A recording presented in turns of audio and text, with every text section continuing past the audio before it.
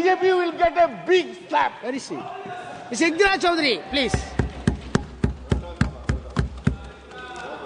धन्यवाद सभापति महोदय। आज मैं यूनियन बजट 25-26 पर अपनी बात रखने के लिए खड़ी हूं। भारत के संविधान के आर्टिकल 38 भारत को एक वेलफेयर स्टेट के तौर पर पेश करता है और सरकार की जिम्मेदारी है कि बजट और उससे जुड़ी वेलफेयर स्कीम्स के जरिए इन आर्टिकल्स को हकीकत में लाया जाए। इसलिए यूनियन बजट सिर्फ एक आंकड़ों की किताब नहीं, बल्कि सरकार की प्राथमिकता और वेलफेयर स्टेट के संविधान से जुड़ी वफादारी का आईना है।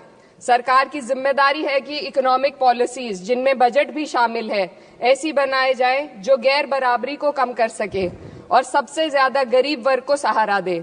बजट वो लाइफलाइन है जिससे शिक्षा, स्वास्थ्य, पेयजल, सोशल सिक्योरिटी, SC/ST माइनॉरिटी, गरीबों की भलाई के लिए स्कीमें चलाई जाती है।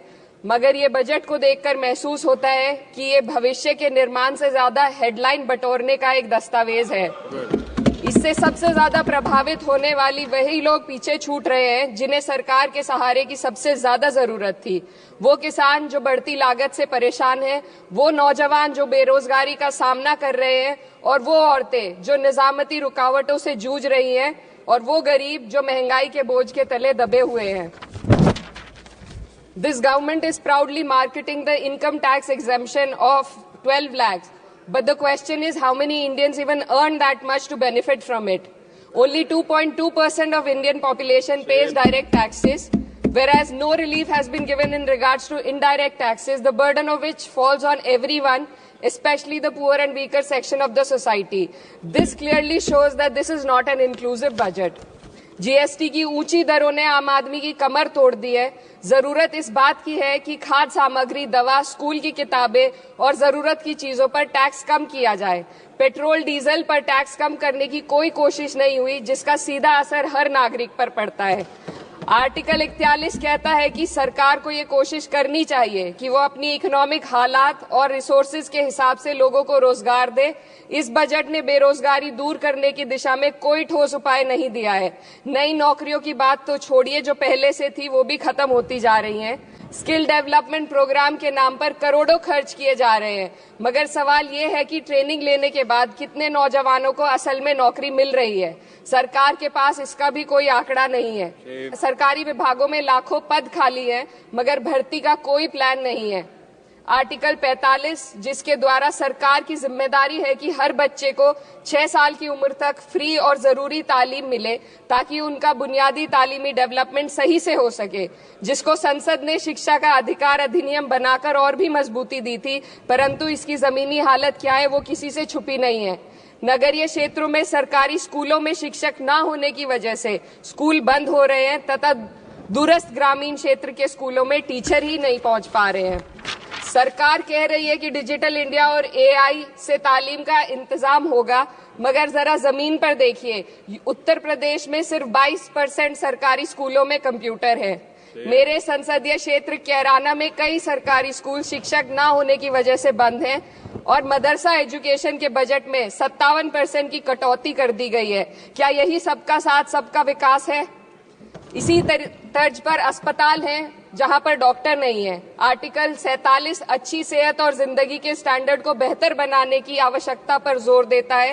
राज्य की जिम्मेदारी है कि लोगों की सेहत और उनके वेलबींग को बेहतर करने के लिए जरूरी कदम उठाए, लेकिन हकीकत यह है कि इस बजट का सिर्फ 2% ही आम जनता तक पहुंच पाता है।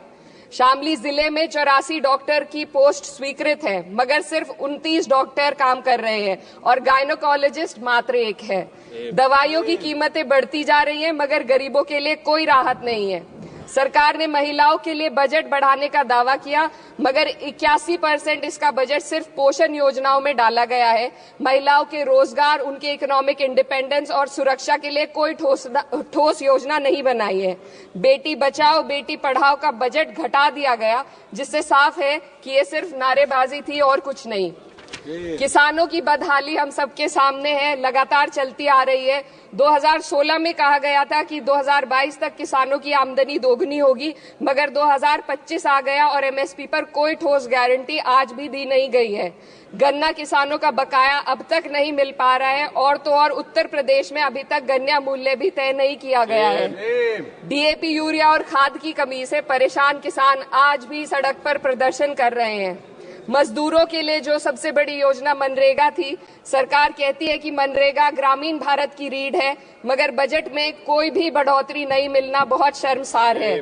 औसतन 44 दिन का ही रोजगार मिल रहा है, जबकि स्कीम 100 दिन की गारंटी की होती है।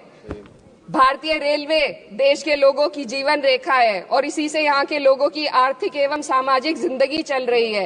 देश के हर हिस्से को रेल कनेक्टिविटी से जोड़े जाना सरकार की कल्याणकारी नीति का हिस्सा है। मेरे संसदीय क्षेत्र कैराना के रेलवे से जुड़ी 2 मांगे लंबे समय से लंबित हैं।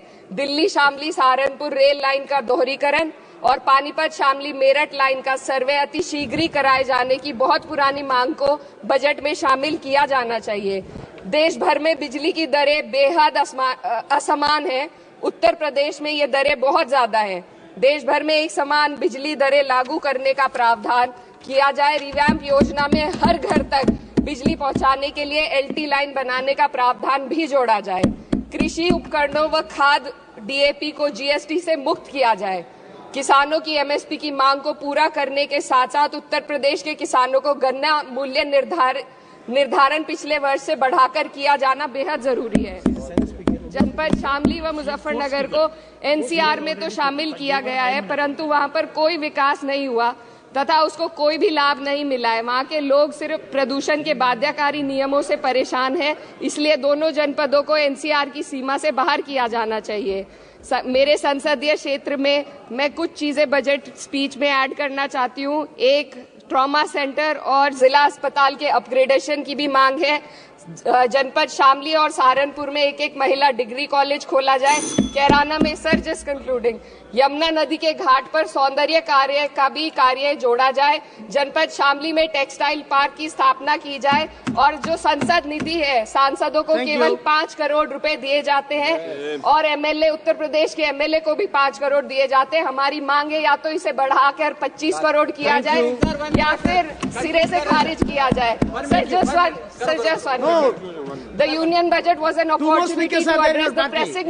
Sir, just 1 minute. Please, 2 more speakers are in your party.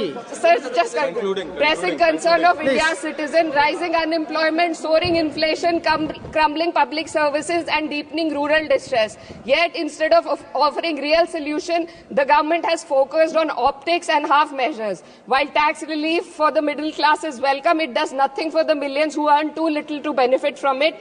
Education remains underfunded, rural employment stagnates, and farmers continue to struggle without meaningful support. The delays in conducting the census and caste census further exposes the government's disregard for data-driven policy making and social justice. India needs a budget that prioritizes its people, not just its economic headlines, a budget that invests in human capital, strengthens social security, and ensures dignity and stability for all. But what we have instead is another missed opportunity, one that fails the poor, the youth, the farmers and the women of this country. Budget प्रस्ताव पर अपने विरोध को मैं 2 पंक्तियों में आपके सामने रखना चाहूंगी। बेदम हुए बीमार दवा क्यों नहीं देते? बेदम हुए बीमार दवा क्यों नहीं देते? तुम अच्छे मसीहा हो, शिफा क्यों नहीं देते? मिट जाएगी मखलूक तो इंसाफ करोगे, मुंसिफ हो तो हश्र उठा क्यों नहीं देते? Subrayan,